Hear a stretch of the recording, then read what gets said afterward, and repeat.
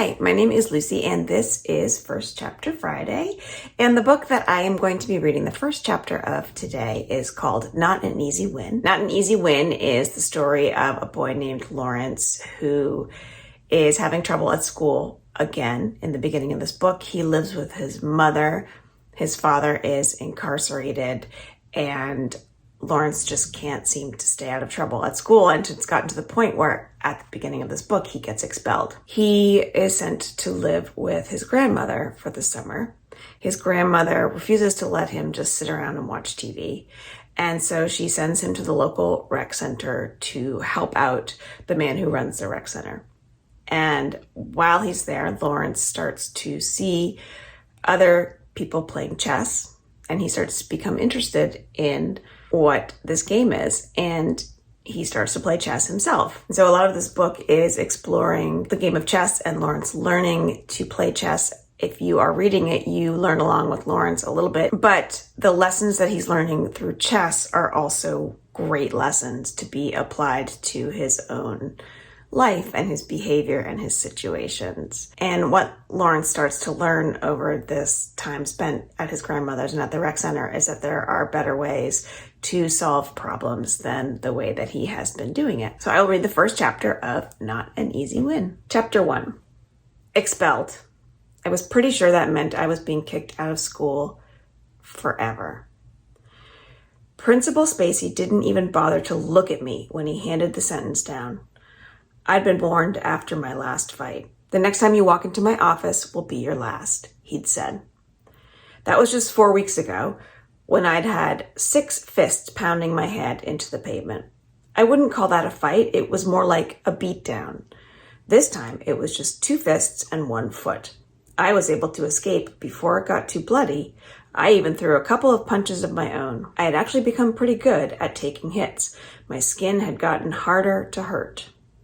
But like Mr. Spacey said, it didn't matter who'd started the fight, just that it had happened.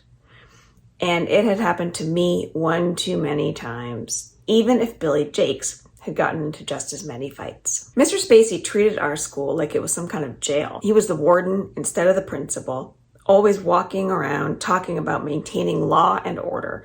He couldn't wait to get rid of me. And only me. I could hear the frustration in Ma's voice from my spot outside Mr. Spacey's office. Please give him one more chance, she said. Please. I hated hearing her beg, especially since it wouldn't help. This was my last chance. I tried to get Ma to transfer me to another school after the last fight. Andrew Jackson Middle School was no place for me. I never fit in here, and I never would. I sat there listening to him explain to Ma that I was a distraction and he wouldn't tolerate my disregard for the rules he put in place for his school. He dismissed her and me by saying, "That is all." Ma held her head up high and walked out of his office, past me in the waiting area, past the pale-faced office ladies, and out the front door. I slow walked behind her, waiting to hear how this was all my fault. "Now what you gonna do?" Ma asked me after we were out of earshot of the nosy office people. "Me? What about them?" I shrugged. I didn't know what I was gonna do, and I didn't care. Honestly, I hoped I'd never see this place again. Ma went on talking, more to herself than to me. "You wasted my gas coming back and forth up here to this school. And just like that, it was my fault." I looked forward and kept walking toward the parking lot. With each step, I winced. A rib shot was the worst kind of pain, way worse than a shot to the face. When we got to the car, I hesitated. Ma was in a fussing mood, and I'd have to listen to this all the way to Granny's house. "Get in," Ma yelled. Her calm was completely undone now. "You're 12 years old, too old for this." I went over to the passenger side of the car and waited for Ma to open the door. That door didn't open from the outside anymore. It had just stopped working one day. No one knew why, but that was probably my fault too. "The only job you have is to go to school, and you can't even do that," Ma started in again. "If you aren't in school, you'll have to find some kind of way to help out.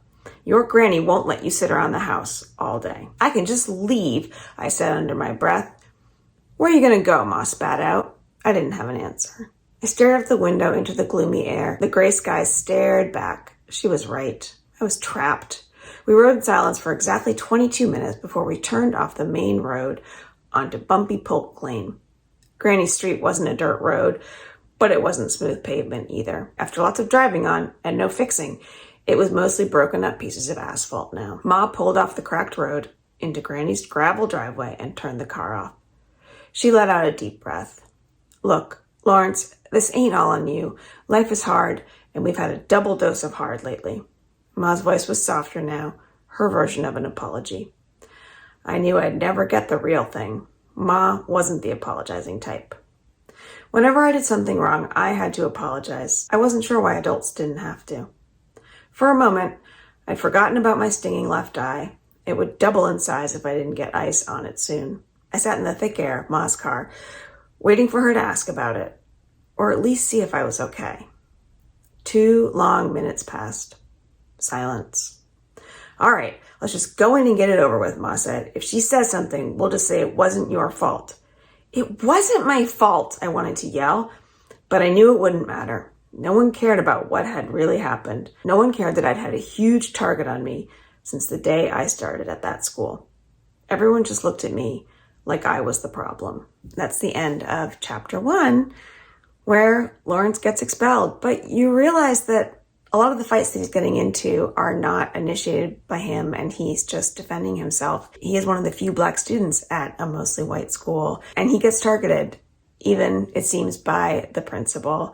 If you like what you heard of this very first chapter of Not an Easy Win, then I recommend that you read the rest of the book. I really enjoyed reading it. Thank you for joining me.